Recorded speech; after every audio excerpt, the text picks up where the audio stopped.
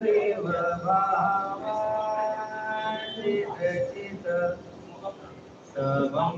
भान्ति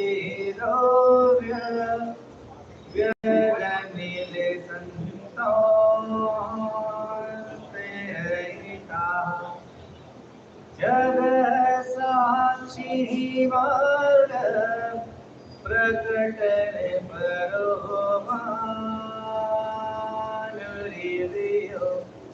महावीर स्वामी नयन पथगामी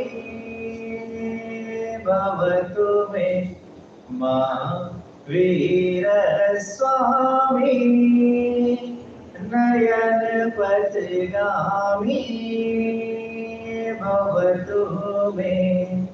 वर्तमान शासन भगवान महावीर स्वामी की, आचार्य भगवंत गुरुवर श्री विद्यासागर जी महामुनिराज की, परम श्रद्धेय मुनि श्री प्रमाण सागर जी महाराज की, मुनि श्री शंभु सागर जी आदि संगत समस्त मुनिराजों की, परम गुरु मुनिवर श्री स्वर्गराज सागर जी महाराज की, मुनि संत की। हम सभी लोगों के साथ हमारा जीवन चलता है। हम किसके आधार पर जीते हैं उसे हम जीवन कहते हैं। पर हर व्यक्ति वर्तमान में जहाँ खड़ा है, जहाँ वो पहुंचा है, क्या अपने जीवन को सही कह सकता है कि मैं जहाँ पहुंचा हूँ और जो मैंने आज तक अपने प्रयासों से या अपने डेस्टिनी, अपने भाग्य से जो हासिल किया है वही मेरा जीवन है, कोई कह सकता है? आप लोग सोचते होंगे, हम लोग कह सकते हैं कि आप लोग तो संत बने, आप तो कह सकते हैं। पर जब फर्दर आगे देखते हम लोग तो हमें लगता है कि हम वहां नहीं पहुंचे जहां हमें भी पहुंचना चाहिए। हर व्यक्ति जीवन की इस चलती राह में, दौड़ में वहां तक नहीं पहुंचा जहां तक वो अभी जाना चाहता है। उसकी अपनी विचारधारा, उसकी अपनी स्ट्रेटेजी या योजना जो बनाता है, तो जिस पर चलना शुरू करता है, कहते हैं शुरुआत में कदम कुछ कमजोर पड़ते हैं क्योंकि उसके पास अनुभव नहीं होता। और जैसे जैसे उसके पास उस राह पर पढ़ते चले जाते हैं या चलते चले जाते हैं, उसके पास अनुभव की श्रृंखला तैयार होती जाती है और अनवरत या कुछ परेशानियों के साथ चलता चला जाता है। जीवन में ऐसे कई मौके आते हैं, हम सोचते हैं कि हमें कहाँ जाना है। न कोई परामर्शदाता होता है, न कोई सलाहकार होता है, ना ही कुछ दिखता है कि इस पर कोई चल भी गया है। पर मन में इच्छा होती है कि हमें इस पथ पर चलना है और चलने का प्रयास भी करते हैं।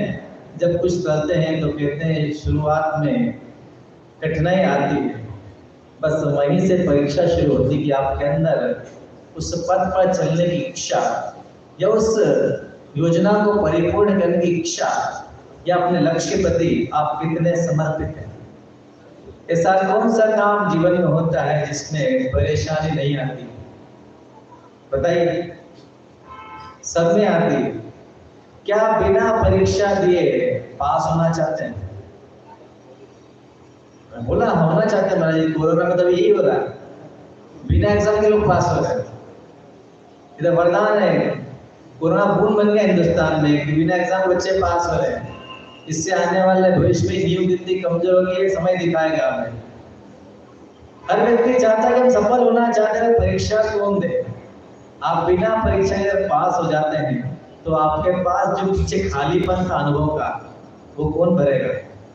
अब आगे बढ़ जाते हैं और जब जीवन में संघर्ष का समय आता है और जो आप बिना परीक्षा के पास हुए तो आपका अनुभव जो चले गया, जो आपका साथी था, उसके बिना आने वाले संघर्षों को आप कैसे क्रॉस करेंगे, कैसे आगे बढ़ेंगे? तो जीवन में संघर्ष होना ये जीवन की बहुत बड़ी नियति है। हर व्यक्ति सुख चाहता है, हमें क्या चाहिए? हम सुखी हो, मेरे आसपास खुशहाली होना चाहिए। मैं एक सवाल आपसे पूछता हूँ, अगर आपके जीवन में खुशी खुशी हो, कहीं कोई तकलीफ भी ना हो, तो आप क्या जी पाएंगे? बताइए, चारों खुशी खुशियां हो, कोई कमी ना हो किसी चीज की, तो क्या आप जी पाएंगे? मेरे दृष्टिकोण से तो ऐसा जीना बहुत मुश्किल है। अगर मान लो जीवन में खुशी जीवन का आधार होता, तो तीर्थंकरों को घर छोड़ने की आवश्यकता नहीं पड़ती। 6 घंटे का अधिक पति थे, संपूर्ण पृथ्वी के मालिक थे, पूर्ण स्वस्थ थे और दुनिया के सबसे सुंदर व्यक्तित्व थे। जो जो भौतिक जगत की आवश्यकता इंसान को जीवन जीने के लिए होती है, वो उनके सराउंडिंग सर्वाइव करती थी। तो क्यों छोड़ दिया उन लोगों ने? वाई? कहीं उन्हें ऐसे लगा कि जीवन में खुशी के साथ जीवन का एक सत्य और भी है, जो संघर्ष के साथ ही हासिल किया जाता है, और बिना संघर्ष करे वो हासिल कभी होने वाला नहीं। कई बार लगता है कि संघर्ष किस राह में किया जाए, तो हम कहते हैं कर्म की व्यवस्था जो हमारे बुलाने से कभी नहीं आती, वो हमारे साथ जुड़ी हुई है, इनबिल्ट है हमारी आत्मा के साथ। वो जब भी उदय में आती है अपना प्रभाव देके चली जाती है। उस प्रभाव से हमें कैसे प्रभावित हुए बिना उस रास्ता हम कैसे निकालना है, ये हम अपने प्रयास से करते हैं। हमारे साथ जो कर्म जुड़े हैं, गाना वर्णी से लेकर अंतराय तक जो उसकी श्रृंखला है, वो 8 कर्मों की श्रृंखला है। हर कर्म का अपना एक प्रभाव होता है जो हम शास्त्रों से पढ़ते हैं। जब वो हमारी लाइफ में हमारे जीवन में दिखते हैं, तो हम सोचते हैं ऐसा तो हमने कभी किया ही नहीं था, तो फिर हमने आज ऐसा कैसे उदय में आ गया, ऐसा मेरे में उपस्थित क्यों हो गया? तो मैं आपसे पूछता हूँ, आपने जन्म लिया और आप जहाँ तक आज पहुंचे उम्र के हिसाब से, क्या आपको जीवन का हर दिन और उस दिन का हर मोमेंट याद है? आपके वर्तमान जीवन का भूल गए ना आप लोग? तो आपकी आत्मा आज इस बॉडी से, इस कॉस्ट्यूम से अटैच है, ऐसा तो कभी नहीं हुआ। आत्मा अपना कॉस्ट्यूम चेंज करती है क्योंकि उसकी एज इतनी होती है कॉस्ट्यूम की, और शरीर फिर से नई आत्मा में चले जाता है, नई आत्मा नए शरीर चली जाती है। तो आप जिस कॉस्ट्यूम में यहाँ रुके इस दुनिया में आके, आपने कुछ किया तो होगा उस समय अपने शरीर के साथ, आपने किया ना? तो वो आपने जो कर्म किए वो सारा डेटा आपकी आत्मा के साथ जुड़ा हुआ है। आप कहीं भी चले जाएं, उससे कोई फर्क पड़ने वाला नहीं। आपके आत्मा के संस्कार जो आपने बांधे हैं कब, इन पास्ट, वो आपके साथ जुड़े हुए हैं। आप सोचते हैं वर्तमान पर्याय में तो मैंने ऐसा कोई काम किया ही नहीं, तो फिर कैसे उदय में आया? अभी महामारी से पूरा विश्व जूझ रहा है, आपसे पूछे आपसे कौन सा काम किया ऐसा? तो याद तो गया, खोपड़ी खुजा के ऐसा कोई याद तो गया था, ऐसा कौन सा भयानक काम किया कि हमारे घर में हम ही कैद होते रहे? ऐसा कौन सा काम किया? ये याद ही नहीं आता। पर क्या हमने अतीत में ऐसा कोई कर्म नहीं किया होगा? संपूर्ण मानव जाति ने अतीत में कुछ ऐसे कर्म किए हैं जिसका उदय सामूहिक तौर पे एक साथ उदय में आया। अब किसने क्या किया ये तो केवल ही भगवान जाने या अवधि ज्ञानी महाराज जाने, इन दो को पता, भाई कोई नहीं बता सकता। पर चूंकि हमारे सामने वो घट रहा है तो हमें महसूस होता है। तो कर्मों की जो प्रकृति उदय में आती है, हमारे पास उसको जीने का सिर्फ एक ही तरीका है, जिसे हम स्ट्रगल या संघर्ष कहते हैं। हम उसी के माध्यम से उस प्रभाव को कम कर सकते हैं। हम सोचें कि अपने आप होगा तो अपने आप हो जाएगा, कहीं कोई दिक्कत नहीं है, पर उससे आपको हासिल क्या होगा? आपको स्वयं को हासिल करने के लिए कठिनाई में से रास्ता तो निकालना पड़ेगा। उस संघर्ष के समय जो आप प्रयास करते हैं, आपके जीवन में वही अनुभव बन जाता है, और आने वाले भविष्य में वही आपके लिए राह प्रशस्त करता है। कहते हैं जब इंसान अकेला चलता है तो कुछ डरता है अंदर से, पर अंदर का लक्ष्य अगर बहुत गहरा हो, अंदर अपने लक्ष्य प्रति बहुत समर्पित हो, वो चलना शुरू करे तो उसे लगता है मैं और मेरी अंदर की शक्ति मेरे साथ है। ईश्वर की इसमें कोई बात नहीं है। जो ईश्वर को मानते ही नहीं, क्या दुनिया में वो लोग सफल नहीं होते हैं? बताइए आप, सफल तो वो भी होते हैं। उन्होंने अपनी धारणा शक्ति, अटेंशन पावर को इतना मजबूत बना के रखा है कि मैं और मेरी धारणा शक्ति, वो लक्ष्य पाने की ललक, ये मेरा साथी है। हम जब कर्मों के उदय से गिरते हैं, उससे पार होना चाहते हैं, तो यही देखना चाहिए कि मुझे इस पार होने के लिए मेरे अंदर शक्ति कितनी है, या मेरा लक्ष्य क्या है इससे पार होने के बाद। ये अवश्य होना चाहिए सबके जीवन में। पर कर्मों के हारे हार और कर्मों के जीते जीत। मैं एक बात पूछना चाहता हूँ, जो व्यक्ति कर्मों को नहीं जानता, आप चूंकि शास्त्र के माध्यम से कर्म ईश्वर को जानते हैं, तो आप लोग जब भी मायूस होते हैं, थकते हैं, तो आप क्या कहते हैं? जैसी भगवान की मर्जी, जैसा कर्मों को होता है। ये आप और हम जानते हैं इस चीज को। जो लोग नहीं जानते वो जीवन कैसे जीते हैं बताइए?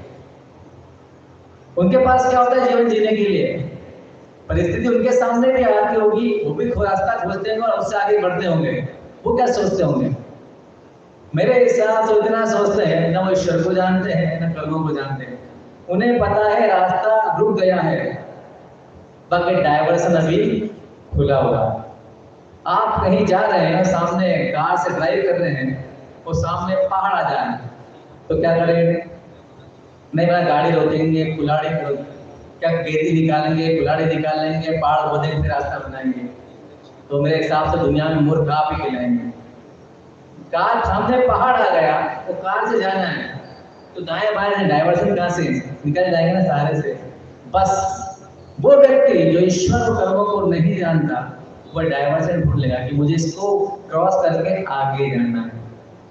ईश्वर को जानने के बाद भी या कर्म को जानने के बाद भी अगर हमारी धारणा शक्ति यही रहे कि जीवन में कोई परिस्थिति ऐसी आती है तो मुझे क्या करना है, एक काम किया जाए, डायवर्सन की धारणा और प्रयास करने की इच्छा शक्ति अगर हमारे अंदर है, तो कर्म हमें कभी हरा नहीं सकता।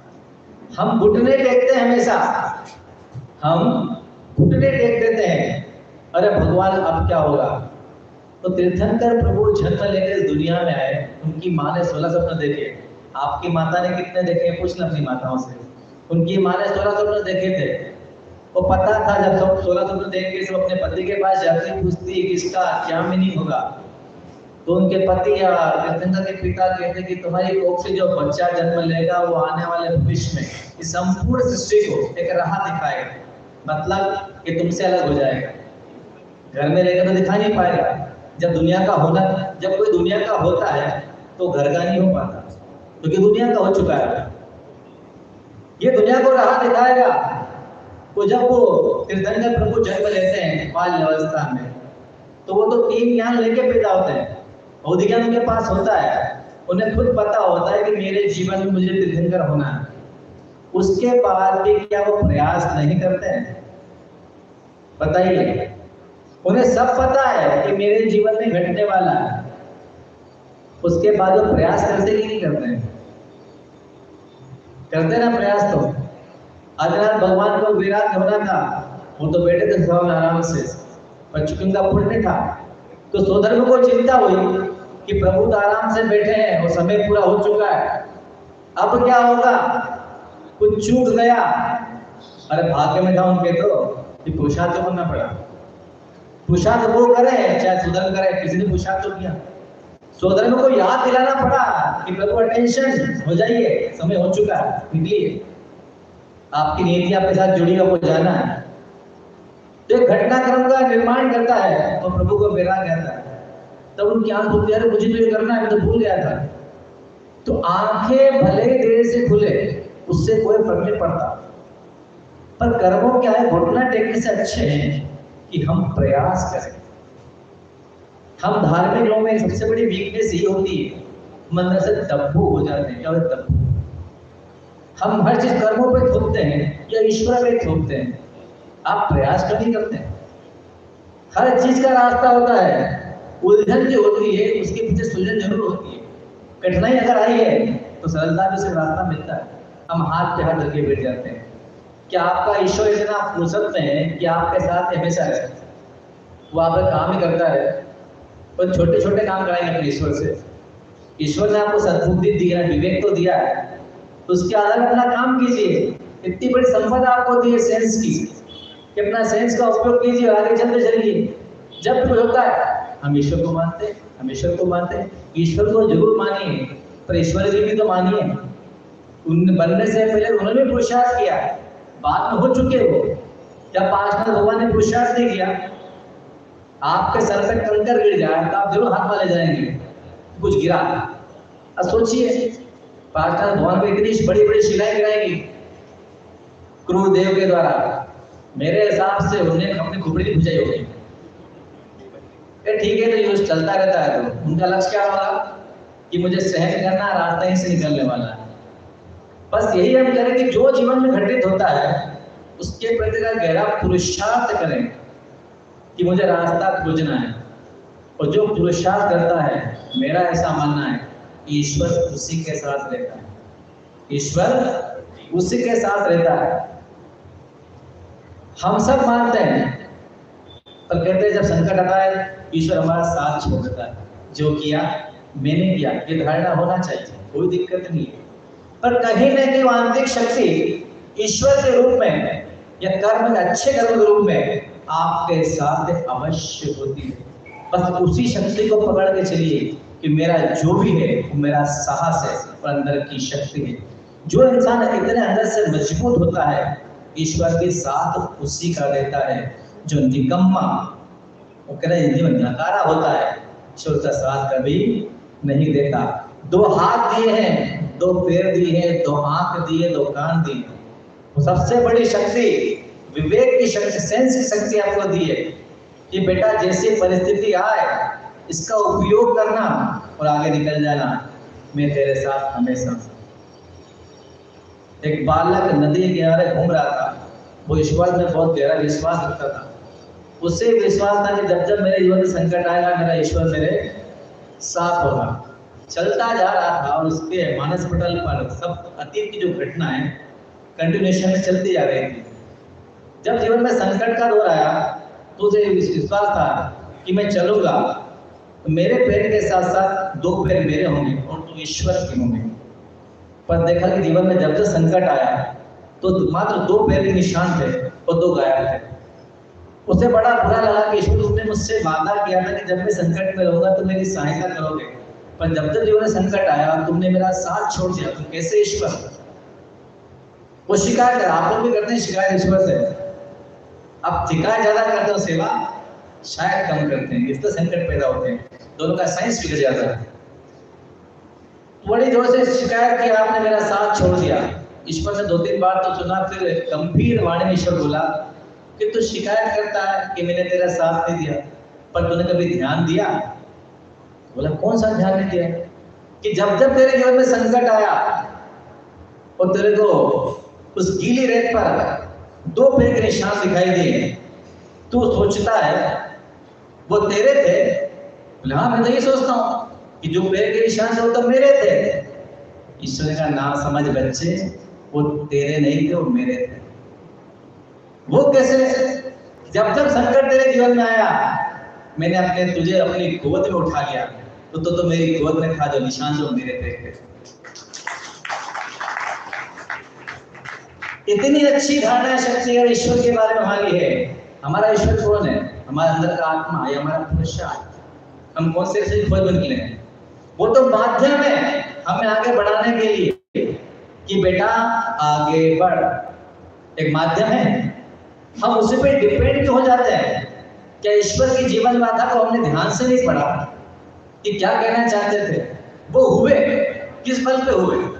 आदिनाथ भगवान से लेके तो पार्श्वनाथ भक्त महावीर भगवान तक, और पहले मुनि से बनने लेने आज तक आचार्य विद्यासागर महाराज तक, ये सब हुए।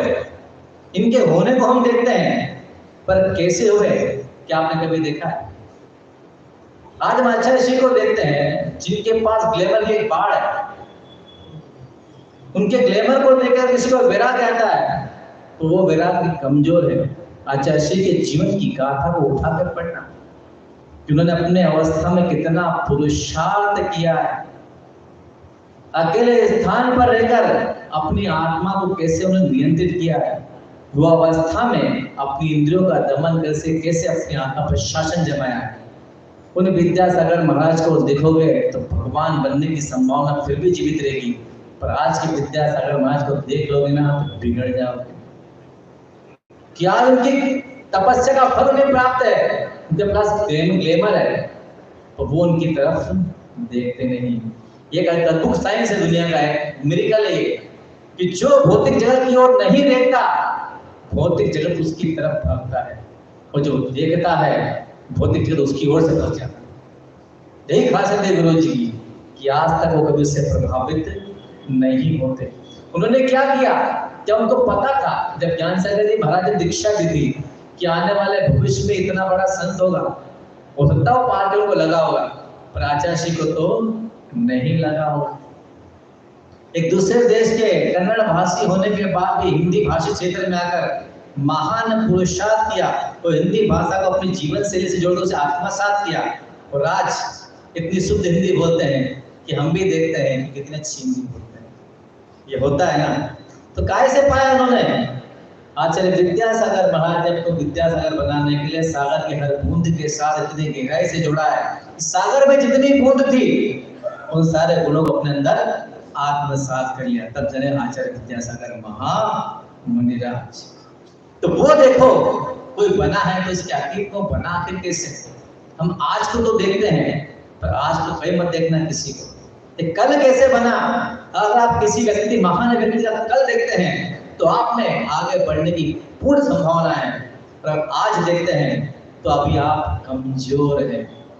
एक मिट्टी का घड़ा जब पानी भरता है और पानी को ग्रहण करके अपनी धारणा शक्ति से उसे शीतल कर देता है, और उसका पानी आप पीते हैं तो आप कहते हैं वाह कितना शीतल जल है, ये घड़ा कितना अच्छा है,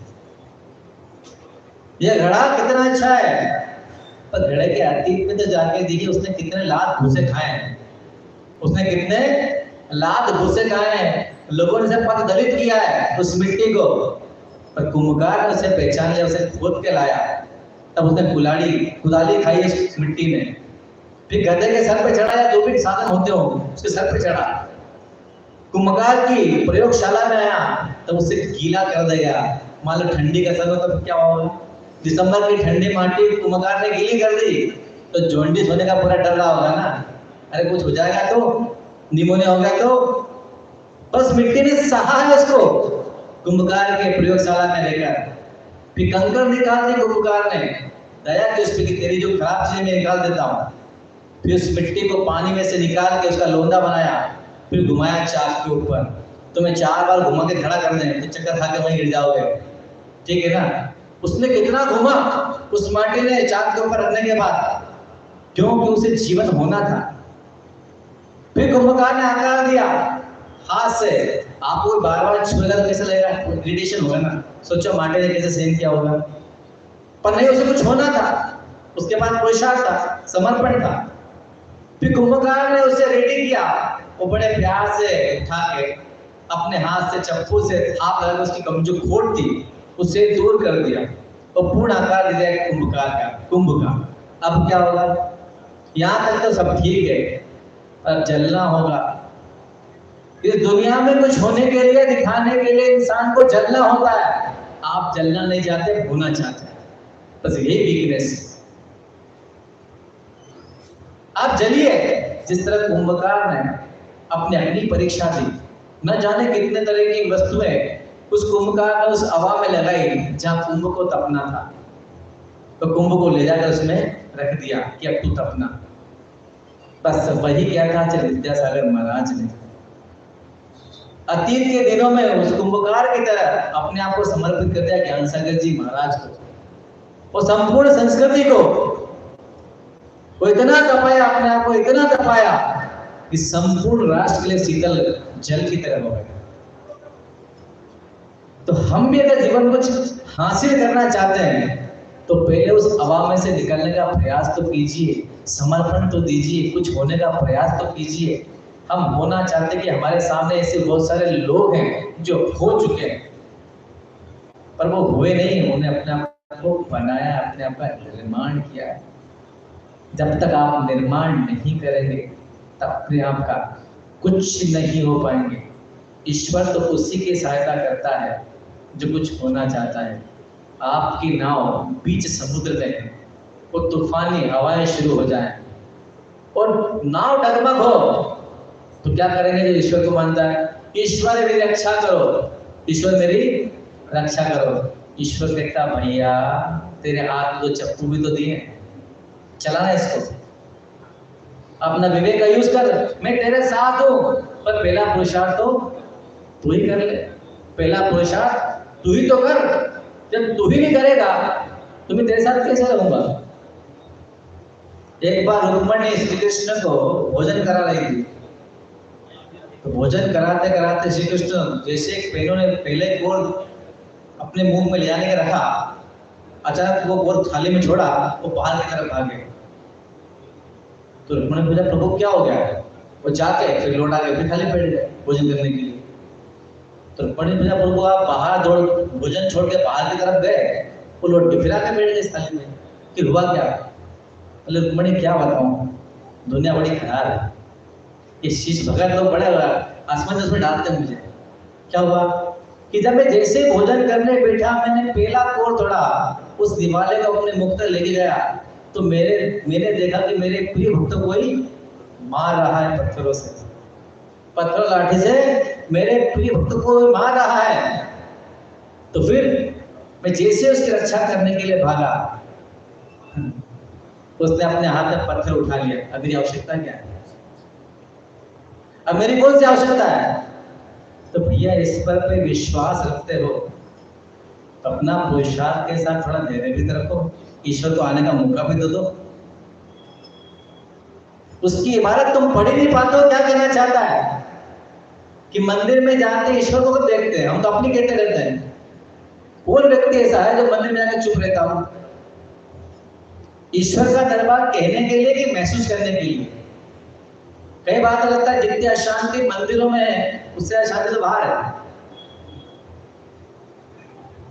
अभी दस्तरक्षण आने वाला होगा 2 महीने बाद, सुबह से लेकर जब पूजा के चाऊ चाऊ मची रहती है, इतनी होती कि बेचारा कोई माला भी नहीं भर पाए ध्यान से।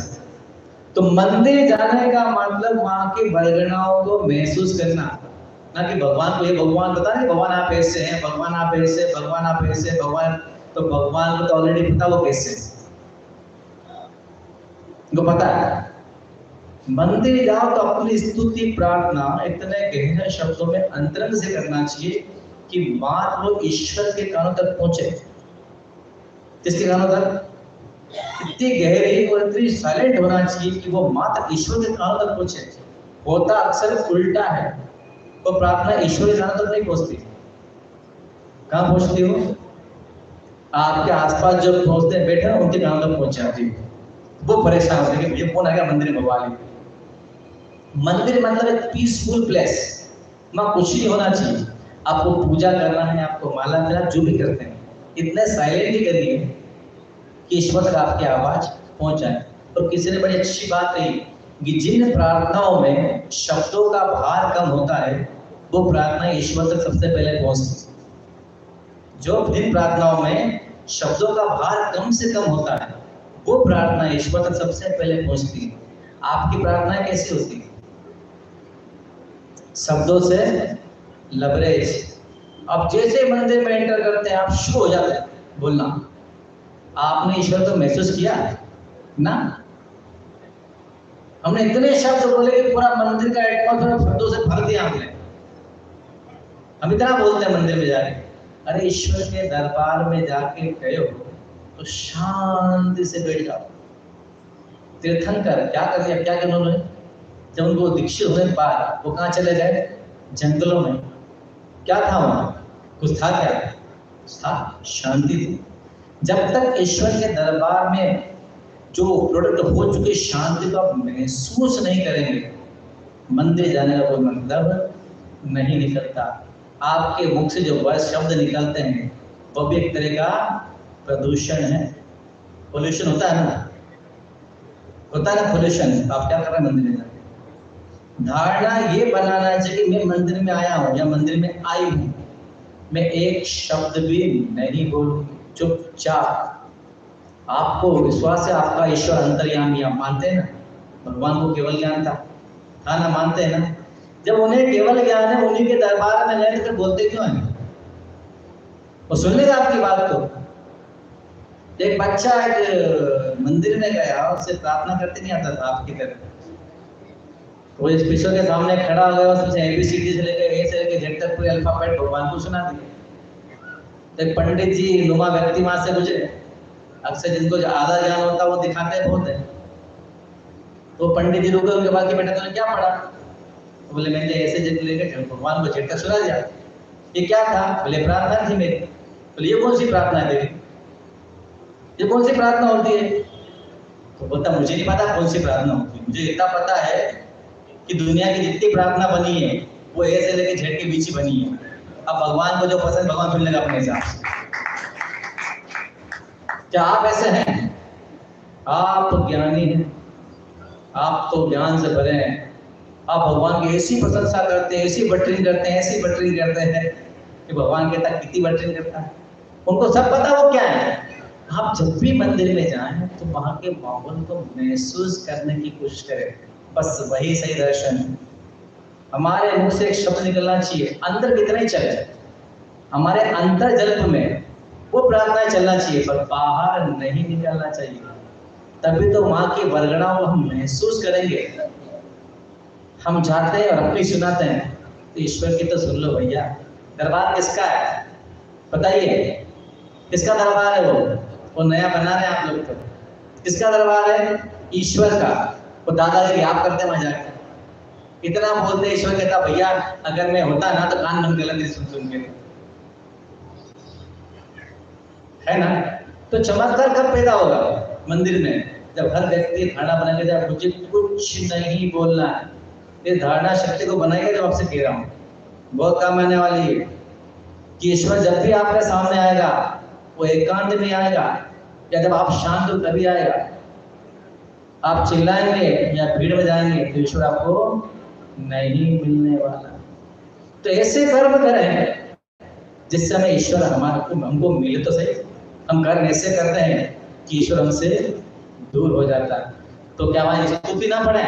कौन कहता नहीं पढ़े? स्तुति रोज पढ़े, रोज पूजा करें, पर कैसे करें?